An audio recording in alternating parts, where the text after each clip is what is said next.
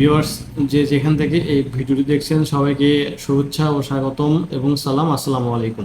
আজকে আমরা ইরান এবং ইসরায়েল যুদ্ধ সম্পর্কে কিছু কথা বলবো। আপনারা ইতিমধ্যে জেনে গেছেন যে ইরান ইসরায়েলে হামলা করেছে এবং যুদ্ধের দামামা কিন্তু অলরেডি বেড়ে গিয়েছে এবং এই যুদ্ধটা কোথায় গিয়ে শেষ হবে আমরা কিন্তু কেউই জানি না। আপনারা জানেন যে গত কিছুদিন থেকে ইসরায়েল লেবাননে হামলা করে আসতেছিল, তার আগে ফিলিস্তিনে পর হচ্ছে লেবাননের পর হচ্ছে ইয়েমেনে। এমত অবস্থায় ইরানের হামলা করা ছাড়া আর কোনো বিকল্প পথ ছিল না। ইরান এবং রাশিয়া মিলে, চীন, হ্যাঁ, ইরান রাশিয়া চীন মিলে তাদের এই হামলা করা ছাড়া আর কোনো উপায় ছিল না। তো এই হামলা করার পরে কি হবে? এই হামলা করার পরে ইসরায়েল কিন্তু প্রতিশোধমূলক আক্রমণ ইরানে চালাবে। তো সেক্ষেত্রে ইরানের কিন্তু প্রস্তুতি কী রকম সেটা আমরা জানি না, কিন্তু এই মধ্যপ্রাচ্যে যে যুদ্ধের দামামাটা বেজে গেল, এর পরিস্থিতিটা, এর প্রভাবটা কিন্তু বাংলাদেশে এসে পড়বে। কিভাবে বাংলাদেশে পড়বে সে বিষয়টা আপনাদেরকে আমি যদি বলি, ডক্টর মোহাম্মদ ইউনূস হচ্ছে আমেরিকা এবং যুক্তরাজ্যের স্নেহভাজন এবং আমেরিকা এবং যুক্তরাজ্যের প্রিয় লোক।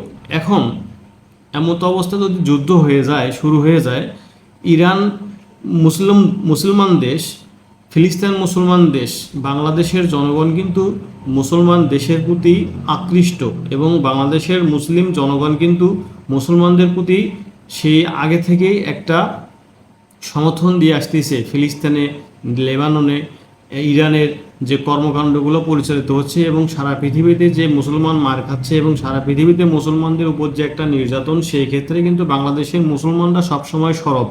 সেই ক্ষেত্রে বাংলাদেশের জনগণ কিন্তু মুসলমানদের সহযোগিতা করবে এবং মুসলমানদের পাশে থাকবে। সেই ক্ষেত্রে আমাদের ডক্টর মোহাম্মদ ইউনূস সাহেব, বর্তমানে যে প্রধান উপদেষ্টা, উনি কিন্তু হচ্ছে আমেরিকা এবং যুক্তরাজ্যের স্নেহভাজন।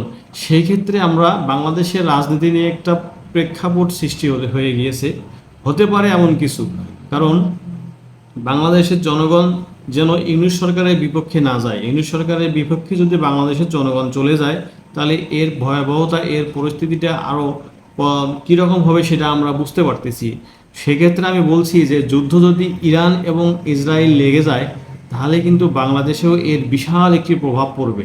সেই ক্ষেত্রে আমরা কেউই চাই না, যুদ্ধের পক্ষে আমরা কেউ না, কিন্তু বর্তমান যে প্রেক্ষাপট অনুযায়ী এই পৃথিবীতে, বিশেষ করে মধ্যপ্রাচ্যে যে কোনো সময় বড় ধরনের একটি যুদ্ধ বেঁধে যেতে পারে। সেই ক্ষেত্রে বাংলাদেশের করণীয় কি? সেই ক্ষেত্রে বাংলাদেশের করণীয় এখন বর্তমানে এমন একটা পরিস্থিতি চলে আসছে, সেক্ষেত্রে বাংলাদেশের যে বিদেশি নীতিটা, সেই নীতিটা খুবই চিন্তা ভাবনা করে, খুবই পর্যালোচনা করে এগোতে হবে।